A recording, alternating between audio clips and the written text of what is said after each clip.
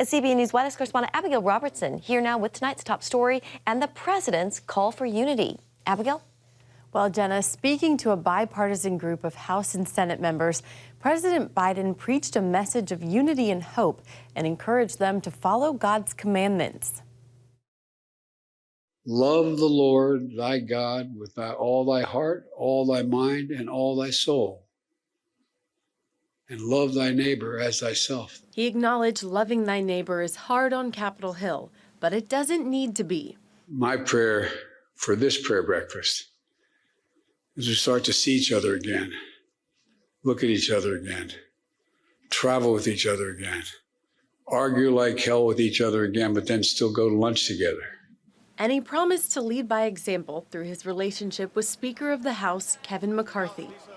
Let's start treating each other with respect. That's what Kevin and I are going to do. Not a joke. We had a good meeting yesterday. I think we got to do it across the board. Doesn't mean we're going to agree and fight like hell, but let's treat each other with respect. And he asked them, where do we go from here? My message to all of you and to the nation is we go forward. We go forward together. Let's be the doers of the word. Let's keep the faith. Let's remember who we are. We're the United States of America. The event also featured messages from Bishop Vashti Murphy McKenzie. What a powerful message it would be to the world if we walked together, put compassion over callousness, cooperation over competition, and at the end of it go and do likewise. And Pastor Jim Cymbala. But everyone who humbles themselves and comes to God and says, God, help me. God has given his word. I will never, ever turn you away. I will give you the very thing that you need. If anyone needed to pray for wisdom, isn't it you folks every single day, every single hour? Come on, can we put our hands together to that?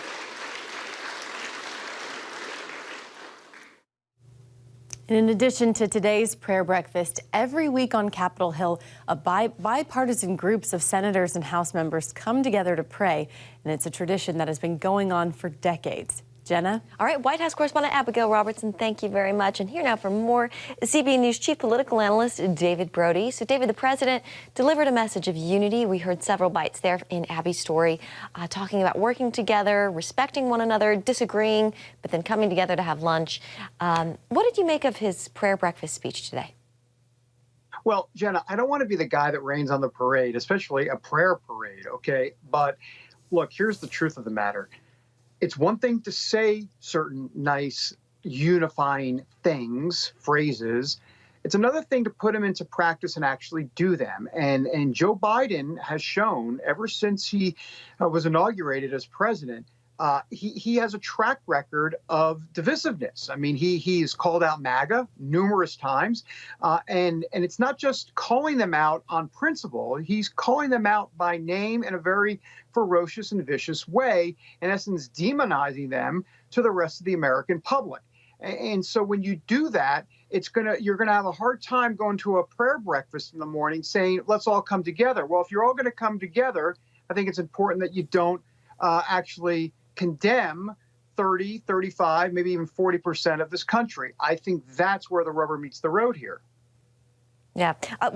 He talked about working with the House Speaker Kevin McCarthy. We'll see if he can do that, and if things continue to go well there, we'll hope. Next week, President Biden will deliver the State of the Union. David, today it was announced Arkansas Governor Sarah Huckabee Sanders will deliver the Republican response.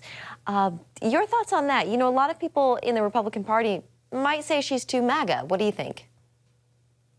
Well, I don't know about that. I mean, obviously, Donald Trump loves her, so I guess that's a cardinal sin right now, according to liberals and the left. If Donald Trump likes you, then I guess you can't be in this position. I mean, it's a bit ridiculous on its face. Having said that, I understand the ties to MAGA. I'll just simply say this. She's now obviously the governor of Arkansas. She's up and coming. She's young. And more than that, she's actually going to, and my expectation is at the State of the Union rebuttal, she will talk a lot about parental rights. She'll talk about local school boards and the PTA, and she's a mom herself, and it's going to be very homey, if you will. And so I think it was actually a very good choice, because I believe that the Republicans are starting to understand the memo. We're starting to see some news come out about this today. That is that parental rights, what's going on in the schools from a CRT, critical race theory perspective, from gender ideology in the classroom, all of that. I believe that the Republicans believe that's a winning political ticket to fight for in 2024. And I think Sarah Huckabee Sanders will speak to that, and that's why she was chosen. Yeah, we all know she's good at reacting in real time. We saw her, day after day as press secretary for President Trump.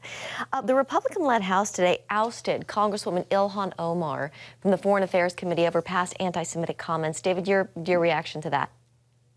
Well, look, I mean, this is political retribution. And the truth of the matter is, this is what we say all the time, which is true, Jenna. Elections have consequences. And these are the consequences for some of the more outspoken figures in the Democratic Party. And it's not just Ilhan Omar and some of what many describe as anti-Semitic remarks and tropes throughout the years. I mean, Adam Schiff was removed, and you can go down the list. So, look, I mean, this is Republicans showing that they are in charge. And to a degree, there's always a political element to it.